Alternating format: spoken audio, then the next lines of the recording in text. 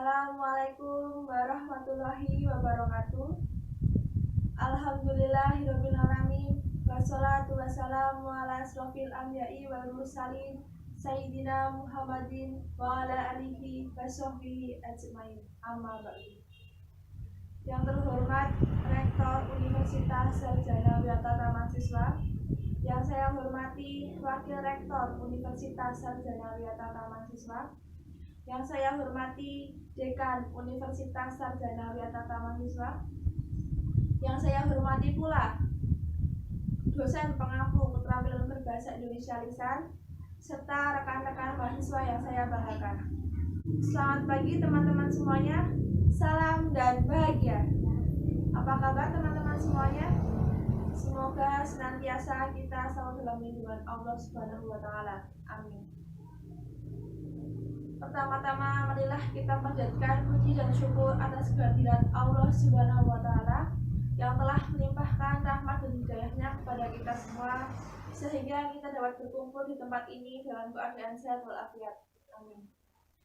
Tak lupa sholawat serta salam senantiasa kita haturkan kepada junjungan kita Nabi Agung Muhammad SAW yang akan kita nantikan syafaatnya di yaumul kiamah nanti. Amin. Hadirin yang berbahagia, pepatah mengatakan, tak kenal maka tak sayang. Jadi sebelumnya saya akan memperkenalkan diri saya dulu. Perkenalkan, nama saya Ceriza Etsa Novena Mala, biasa dipanggil Ceriza. Tempat tanggal lahir saya Bantul, 13 November 1999. Alamat saya Michigan World Garden, Sadar Bantul, Jakarta. Dan sekarang saya sedang menempuh pendidikan sebagai mahasiswa di Universitas Sarjana Wisata Mahasiswa, Fakultas Keguruan dan Ilmu Pendidikan, Prodi Pendidikan Guru Sekolah Dasar. Hadirin yang berbahagia, saya ingin bertanya, mengapa kebudayaan Indonesia bisa beragam seperti ini? Baik, agar semuanya bisa paham, saya akan menjelaskan dahulu apa itu budaya atau kebudayaan. Budaya atau kebudayaan diambil dari bahasa Sanskerta yang merupakan budaya, merupakan bentuk jamak dari budi yang diartikan sebagai hal-hal yang berkaitan dengan budi dan akal manusia. Budaya terbentuk dari banyak unsur, termasuk sistem agama, adat istiadat, dan bahasa. Budaya bersifat kompleks, abstrak, dan luas.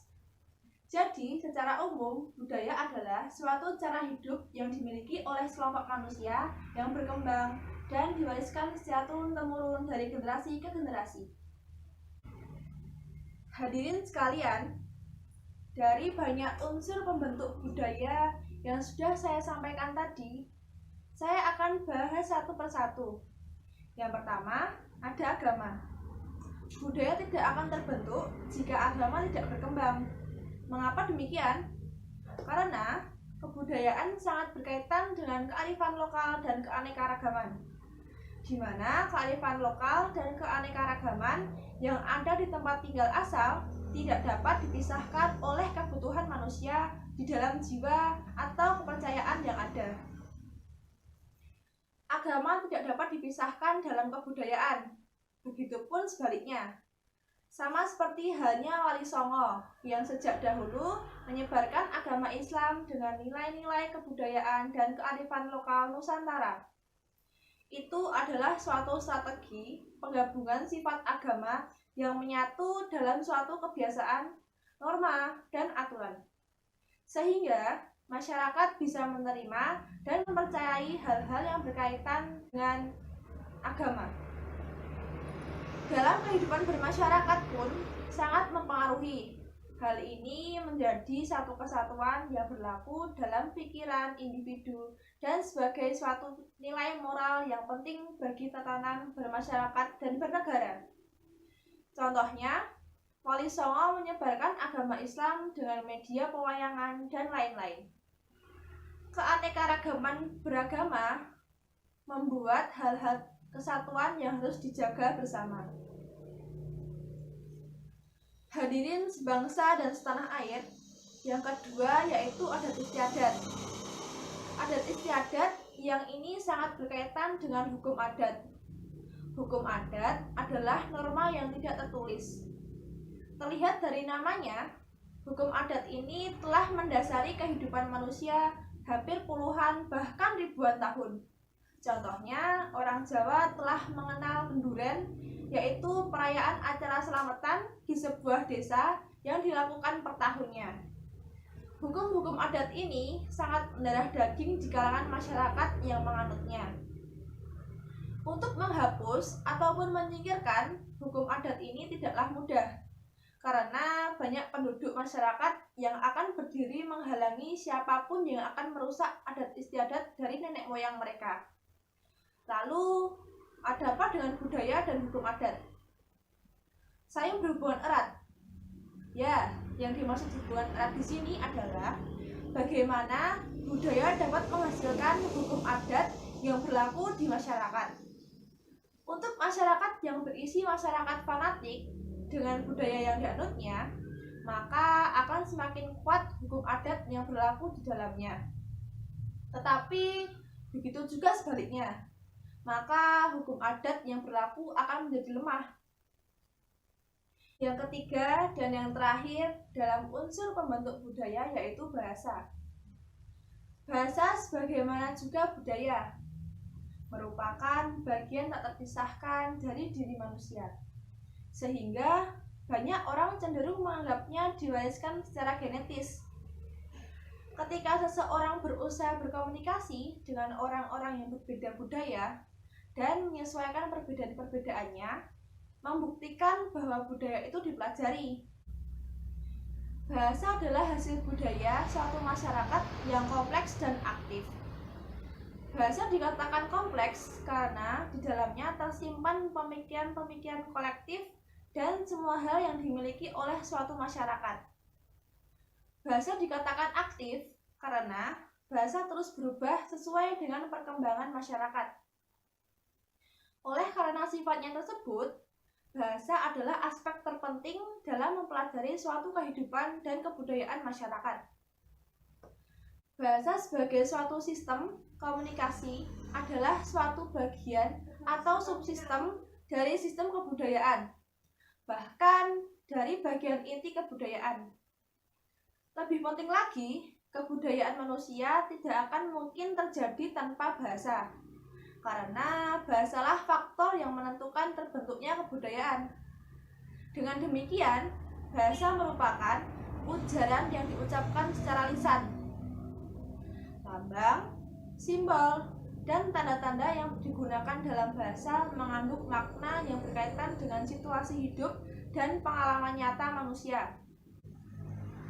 Hadirin yang berbahagia, nah itulah sebabnya mengapa kebudayaan di Indonesia bisa beragam seperti saat ini. Tapi apa yang melatar belakangi itu semua sehingga kebudayaan terus bertambah dan beragam. Budaya merupakan sebuah keberagaman. Keberagaman adalah suatu perbedaan yang ada dalam kehidupan bermasyarakat. Faktor penyebab keberagaman di Indonesia ada 4. Yang pertama, letak geografi Indonesia yang strategis.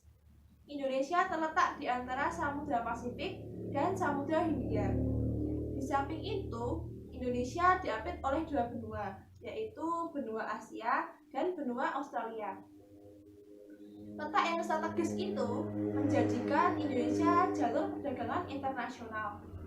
Secara tidak langsung, sangat mempengaruhi keberagaman kebudayaan di Indonesia.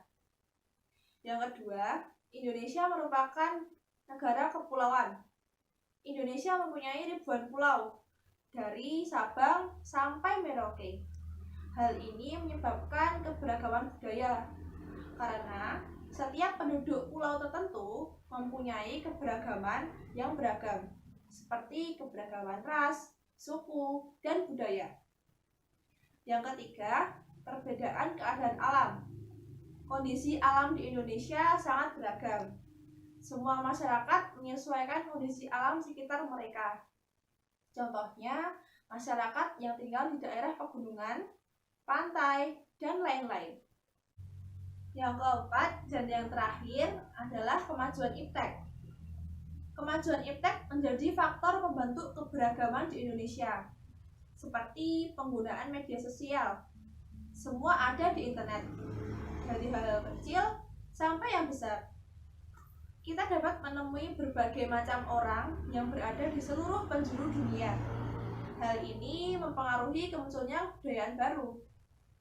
Nah, di sini kita sebagai anak muda berkewajiban untuk melestarikan budaya yang ada di Indonesia. Jangan sampai punah, meskipun sudah ada sebagian yang terlupakan. Bahkan ada juga yang direbut oleh negara lain, dan sangat disayangkan sekali akan hal tersebut. Hadirin yang berbahagia, sekian yang dapat saya sampaikan. Bila ada kata yang kurang berkenan di hati para hadirin, saya mohon maaf. Semoga pidato dari saya bertemakan keberagaman Indonesia ini dapat bermanfaat bagi para hadirin semuanya untuk kedepannya. Amin. Demikian kiranya, dan akhir kata saya haturkan terima kasih. Salam. Wassalamualaikum warahmatullahi wabarakatuh.